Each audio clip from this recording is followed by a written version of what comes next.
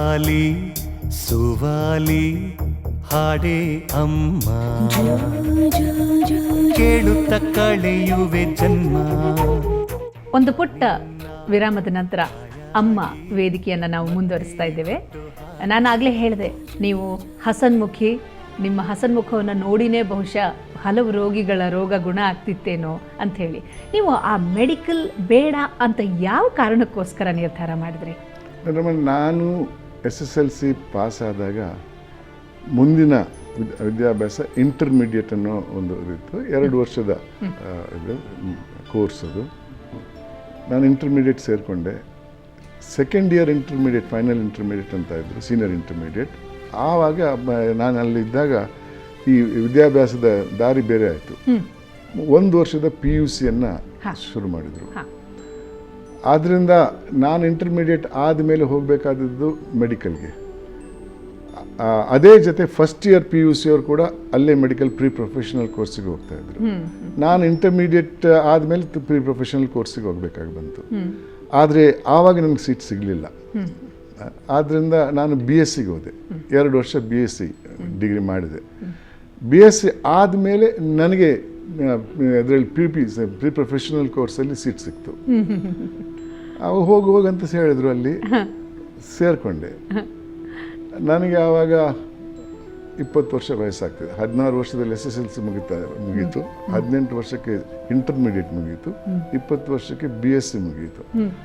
ಅಲ್ಲಿ 17 ವರ್ಷದವರು ಆ ಶಾಲೆಗೆ ಬರ್ತಾಯಿದ್ರು PPCಗೆ. ನಾನು 18 ವರ್ಷದವನು, 20 ವರ್ಷದವನು. ಅವ್ರ ಜೊತೆ ಕೂತ್ಕೊಳ್ಳೋಕ್ಕೆ ಸ್ವಲ್ಪ ಮುಜುಗರ ಆಗ್ತಾಯಿತ್ತು ನನಗೆ. ಆದರೆ ಆವಾಗಲೇ ನಾನು ಮೈಸೂರು ಪ್ರಾಂತ್ಯವನ್ನು ಹಾಕಿಯಲ್ಲಿ ಪ್ರತಿನಿಧಿಸ್ತಾ ಇದ್ದೆ. ಹೌದು. ಮತ್ತು ಮೈಸೂರು ಯೂನಿವರ್ಸಿಟಿಗೂ ನಾನು ಆಡ್ತಾ ಇದ್ದೆ. ಆದ್ದರಿಂದ ಇನ್ನು ಆಡೋಣ, ಇಲ್ಲಿ ಮೆಡಿಕಲ್ ಬೇಡ, ಹಾಕಿ ಆಡ್ತಾ ಹೋಗೋಣ ಅಂತ ಅಲ್ಲಿ ಒಂದು 6 ತಿಂಗಳು ಮುಂದಕ್ಕೆ ಹೋದೆ. ನಿಮ್ಮ ಹಾಕಿಯ ಬಗ್ಗೆ ಮಾತಾಡ್ತಾ ಒಂದು ಸವಿ ನೆನಪು, ಒಂದು ಚಿಕ್ಕ ಕಿರುಚಿತ್ರವನ್ನು ನೋಡಿ ಆ ನಂತರ ಹಾಕಿಗೆ ಬರೋಣ.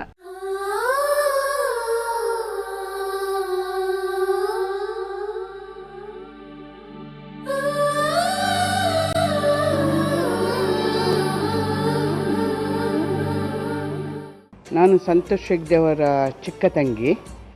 ಸಂತೋಷನ್ನು ಹುಟ್ಟಿದ್ದು ಬ್ಯಾಂಗ್ಳೂರಿನಲ್ಲಿ ಲಾ ಕಾಲೇಜಿಗೆ ಹೋಗಿ ಲಾ ಮಾಡಿದ್ದೆ. ಆ್ಯಕ್ಚುಲಿ ಒಮ್ಮೆ ನನ್ನ ತಾಯಿಗೆ ಅವರು ಡಾಕ್ಟ್ರ್ ಆಗಬೇಕಂತ ತುಂಬ ಇಷ್ಟ ಇತ್ತು.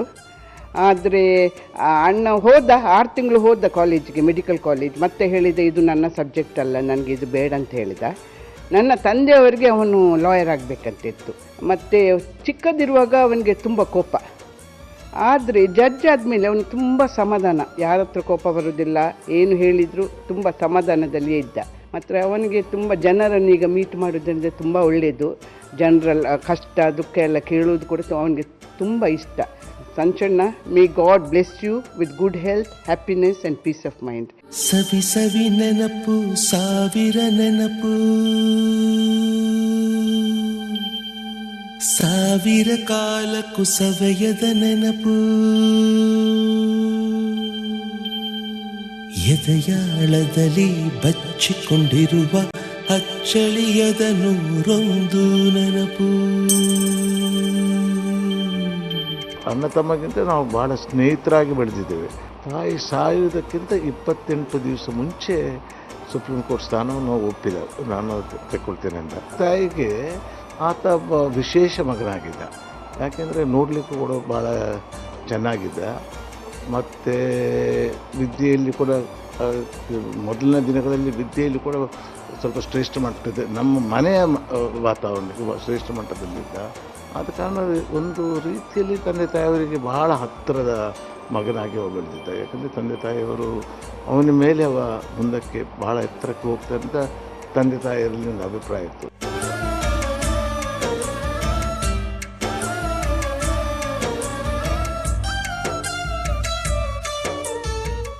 ಸರ್, ಈಗ ಈ ಕಿರುಚಿತ್ರದಲ್ಲಿ ಒಂದು ಮನೆಯನ್ನು ನಾವು ನೋಡುತ್ತೀವಿ. ಆ ಮನೆಯ ಮಹತ್ವ ನಿಮ್ಮ ಬಾಲ್ಯಕ್ಕೆ ಸಂಬಂಧಪಟ್ಟ ಹಾಗೆ, ನಿಮ್ಮ ಅಮ್ಮನಿಗೆ ಸಂಬಂಧಪಟ್ಟ ಹಾಗೆ. ಬಾಲ್ಯದಲ್ಲೂ ಅದು ಭಾಳ ಅನಂತರ ಕಟ್ಟಿದ ಮನೆ. ನನ್ನ ತಾಯಿಯ ಹುಟ್ಟೂರು ನಿಟ್ಟೆ ಅನ್ನುವ ಗ್ರಾಮದಲ್ಲಿ, ಚಿಕ್ಕ ಗ್ರಾಮ. ಅಲ್ಲಿ ನನ್ನ ತಂದೆಯವರು ನಿವೃತ್ತರಾದ ಮೇಲೆ ಹಳ್ಳಿಯಲ್ಲೇ ಇರಬೇಕಂತ ಮನಸ್ಸು ಮಾಡಿ ಅಲ್ಲಿ ಹೋಗಿ ಮನೆ ಕಟ್ಟಿಸಿದ್ರು. ಸುಮಾರು 82ನೇ ಇಸ್ವಿಯಲ್ಲಿ ಮನೆ ಕಟ್ಟಿದ್ರು. ಅಲ್ಲೇ ಇದ್ರು ತಂದೆ ತಾಯಿಗಳು. ಮಕ್ಕಳ ಜೊತೆ ಇರ್ತಾ ಇರಲಿಲ್ಲ, ಯಾರ ಜೊತೆನೂ ಇರ್ತಾ ಇರಲಿಲ್ಲ. ಮತ್ತು ನನ್ನ ತಂದೆಯವ್ರ ಕಾಲವಾದ ಮೇಲೆ ನನ್ನ ತಾಯಿ ಕೂಡ ಒಬ್ಬಾಕೆನೇ ಆ ಮನೆಯಲ್ಲಿ ಇರ್ತಾ ಇದ್ರು. ನನ್ನ ಅಣ್ಣಂದಿರು ಹೋಗ್ತಾ ಬರ್ತಾ ಇದ್ರು. ಆದರೆ ಯಾರ ಜೊತೆನೂ ಇರ್ತಾ ಇರಲಿಲ್ಲ, ಅವ್ರು ದೂರವಾಗಿದ್ರು. ಆದ್ರೆ ಬರ್ತಾ ಹೋಗ್ತಾರೆ. ನಮ್ಮ ಸಂಬಂಧ ಅಂತೂ ಬಹಳ ಪ್ರೀತಿಯ ಸಂಬಂಧ ಆಗಿತ್ತು. ಮನೆಗಳು ದೂರ ಇದ್ರೂ ಕೂಡ ಮನಸ್ಸುಗಳು ತುಂಬಾ ನನ್ನ ತಂದೆ ತಾಯಿ ಹೇಳ್ತಾ ಇದ್ರು, ದೊಡ್ಡವರಾದ್ಮೇಲೆ ಒಂದೇ ಮನೆಯಲ್ಲಿ ಇರಬೇಡಿ, ಬೇರೆ ಬೇರೆ ಆಗಿರಿ, ಆಗ ಅನ್ಯೋನ್ಯವಾಗಿರ್ತೀರ ಅಂತ. ಅದನ್ನು ನಾವು ಪಾಲಿಸ್ಕೊಂಡು ಬಂದಿದ್ದೀವಿ. ಸರ್, ಈಗ ನಾವು ಹಾಕಿ ಬಗ್ಗೆ ಮಾತಾಡ್ತಾ ಇದ್ವಿ. ನೀವು ಬೆಳೆದಿದ್ದು ಮಧ್ಯಮ ವರ್ಗದ ಕುಟುಂಬದಲ್ಲಿ, ಆಮೇಲೆ ತುಂಬ ಆರ್ಥಿಕವಾಗಿ ನಿಮ್ಮ ತಂದೆ ತಾಯಿಯವರಿಗೆ ಅಷ್ಟೊಂದು ದೊಡ್ಡ ಒಂದು ಶಕ್ತಿ ಇರಲಿಲ್ಲ ಅಂತ ಎಲ್ಲ ನೀವು ಹೇಳಿದ್ರಿ. ಅಂದರೆ ಈ ಹಾಕಿ ಅನ್ನೋದು ತುಂಬ ಎಕ್ಸ್ಪೆನ್ಸಿವ್ ಗೇಮ್ ಸರ್. ಅದ್ರ ಕಡೆಗೆ ನೀವು ಹೇಗೆ ಬಂದರೆ, ಅಥವಾ ನಮ್ಮ ಇನ್ಫಾರ್ಮೇಷನ್ ತಪ್ಪೋ ನಮಗೆ ಗೊತ್ತಿಲ್ಲ, ಅದ್ರ ಬಗ್ಗೆ ಇದಕ್ಕೂ ಅದಕ್ಕೂ ಒಂದು ತಾಳಮೇಳ ಇಲ್ವಲ್ಲ ಅನ್ನಿಸ್ತಾ ಇದೆ. ಇಲ್ಲ, ಹಾಕಿ ಅಂತ ಒಂದು ಎಕ್ಸ್ಪೆನ್ಸಿವ್ ಗೇಮ್ ಅಲ್ಲ. Cricket, tennis ಅದಂಗಲ್ಲ.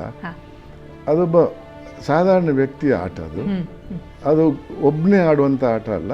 11 ಕಿಲಾಡಿಗಳು ಈ ಕಡೆ ಇರ್ತಾರೆ, 11 ಪ್ಲೇಯರ್ಸ್ ಆ ಕಡೆ ಇರ್ತಾರೆ. ಆಡೋಕ್ಕೂ ಸುಲಭ. ಅದಕ್ಕೆ ಅಷ್ಟೊಂದು ಟೆಕ್ನಿಕಲ್ ಇದು ಬೇಕಾಗಿರಲಿಲ್ಲ. ಅದರಿಂದ ಅದನ್ನು ತಗೊಂಡೆ. ನಾನು ಕ್ರಿಕೆಟ್ ಆಡ್ತಾ ದಿವಸದಲ್ಲಿ ಮದ್ರಾಸ್ ಪ್ರಾಂತ್ಯವನ್ನು 18 ವಯಸ್ಸಿನ ಕೆಳಗಿನವರ ಇದರಲ್ಲಿ ನಾನು ಪ್ರತಿನಿಧಿಸಿದ್ದೆ ಮದ್ರಾಸನ್ನು. ಆಮೇಲೆ ಮದ್ರಾಸ್ ಬಿಟ್ಟು ನಾವು ಬೆಂಗಳೂರಿಗೆ ಬಂದಿವಿ. ಯಾಕಂದರೆ ದಕ್ಷಿಣ ಕನ್ನಡ ಜಿಲ್ಲೆ ಆವಾಗ ಮದ್ರಾಸ್ ಪ್ರಾಂತ್ಯದಲ್ಲಿತ್ತು.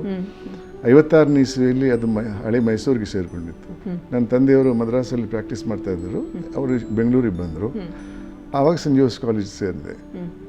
ಆವತ್ತಿನ ದಿವಸದಲ್ಲಿ ಎಲ್ಲ ಆಟ ಕಾಲೇಜಲ್ಲಿ ಆಡೋಕ್ಕೆ ಬಿಡ್ತಾ ಇರಲಿಲ್ಲ. ಒಂದು ಕ್ರಿಕೆಟ್ ಆಡು, ಇಲ್ಲಾಂದರೆ ಹಾಕಿ ಆಡು ಅಂತ ಇದ್ರು. ನಾನು ಕ್ರಿಕೆಟ್ ಬಿಟ್ಬಿಟ್ಟು ಹಾಕಿಯನ್ನು ಮುಂದುವರಿಸ್ಕೊಂಡು ಬಂದೆ. ಅದರಿಂದ ಆರ್ಥಿಕವಾಗಿ ಅದಕ್ಕೇನು ಇದಿಲ್ಲ.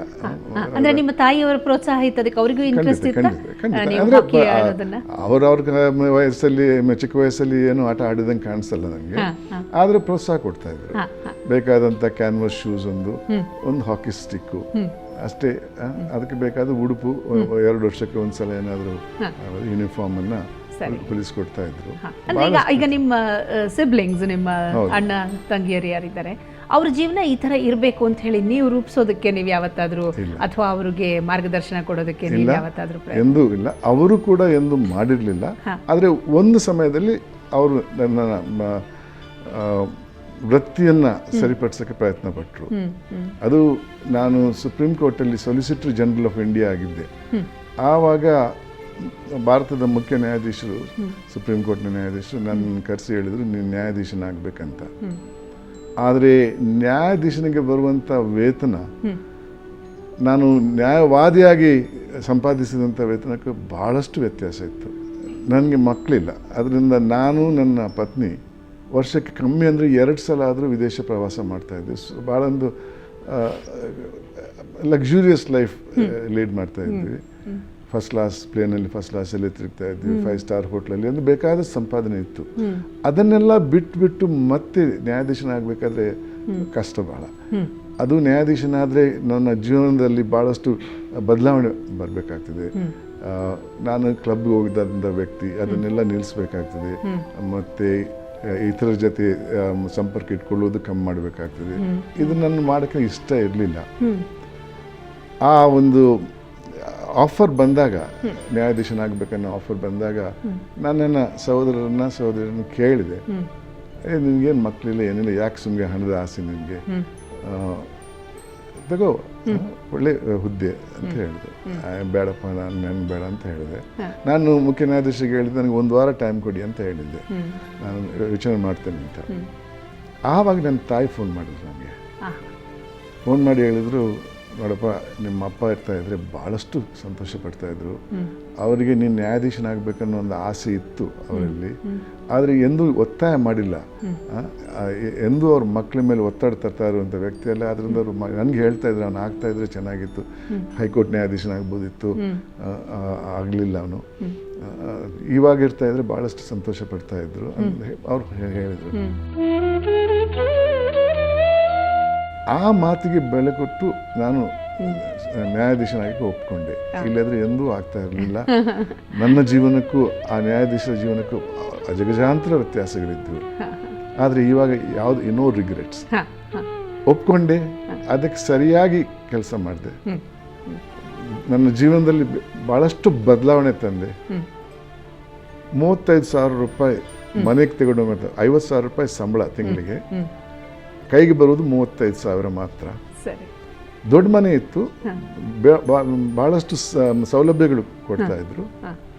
ಆದರೆ ಆ 35,000 ಒಳಗಡೆನೆ ನನ್ನ ಖರ್ಚು, ಮನೆ ಖರ್ಚು, ನನ್ನ ಖರ್ಚು ಆಗಬೇಕಾದ್ರೆ ಭಾಳಷ್ಟು ಅದನ್ನು ನಾನು ಕೆಲವನ್ನ ಕಟ್ ಮಾಡಿಬಿಟ್ಟು ಎಲ್ಲ ಕಟ್ ಆ್ಯಂಡ್ ಪೇಸ್ಟ್ ಅಂತ ಆ ರೀತಿ ನನ್ನ ಲೈಫ್ ಸ್ಟೈಲನ್ನು ಬದಲಾವಣೆ ಮಾಡಬೇಕಾಗಿ ಬಂತು. ಎಲ್ಲಿ ವರ್ಷಕ್ಕೆ 2-3 ಸಲ ಫಾರಿನ್ಗೆ ಹೋಗ್ತಾ ಇದ್ದವನು ಅದನ್ನು ನಿಲ್ಲಿಸ್ಬೇಕಾಗಿ ಬಂತು. ಆದರೆ ಪರವಾಗಿಲ್ಲ, ನಾನು ಯಾವ ಆಧಾರದ ಮೇಲೆ ಪ್ರತಿಜ್ಞೆ ಸ್ವೀಕರಿಸಿದ್ನು ಈ ಹುದ್ದೆಗೆ ಬರೋದನ್ನ ಅದನ್ನು ಮೀರಿ ಕೆಲಸ ಮಾಡಿಲ್ಲ. ಅದಕ್ಕೆ ಸರಿಯಾದ ಕೆಲಸ ಮಾತ್ರ ಮಾಡಿದೆ. ಹಣದ ಆಸೆ ಇಟ್ಕೊಂಡಿಲ್ಲ. ಯಾವುದೇ ಒಂದು ಸಂಪತ್ತು ಪಡ್ಕೊಳ್ಬೇಕನ್ನೋ ಆಸೆ ಇಟ್ಕೊಂಡಿಲ್ಲ. ಬರೀ ಒಂದು ಫ್ಲ್ಯಾಟ್ ಇದೆ, ಯಾವ ಜಮೀನು ಇಲ್ಲ, ಯಾವುದೇ ಸೈಟ್ ಇಲ್ಲ, ಬಡಾವಣೆ ಇಲ್ಲ ಆಗಲಿ, ಎಲ್ಲಾದ್ರೂ ಏನಿಲ್ಲ. ಈಗ ತಾಯಿಯವರು ವಯಸ್ಸಾಗ್ತಾ ಬರ್ತಿದ್ದ ಹಾಗೇನೆ ಅವರ ಶಕ್ತಿ ಕುಂದುತ್ತಾ ಬರುವಾಗ ಅವರ ನಿಮ್ಮ ಒಡನಾಟ ಯಾವ ರೀತಿ ಇತ್ತು? ನಾನು ನ್ಯಾಯಾಧೀಶನಾಗಿ ಪ್ರತಿಜ್ಞೆ ಸ್ವೀಕರಿಸಿದ 20 ದಿವಸದಲ್ಲಿ ಅವ್ರು ಕಾಲು ಹೋದರು.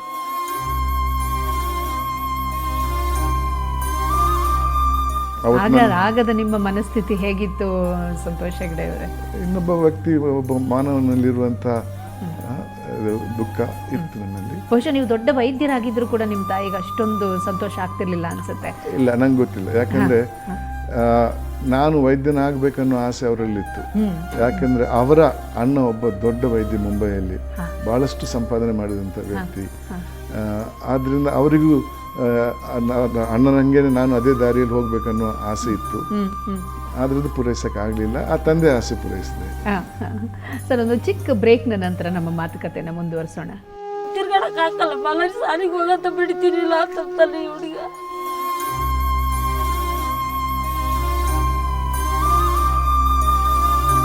ಯಾರಿಲ್ಲ ನನ್ನ ಕಷ್ಟಕ್ಕೆ.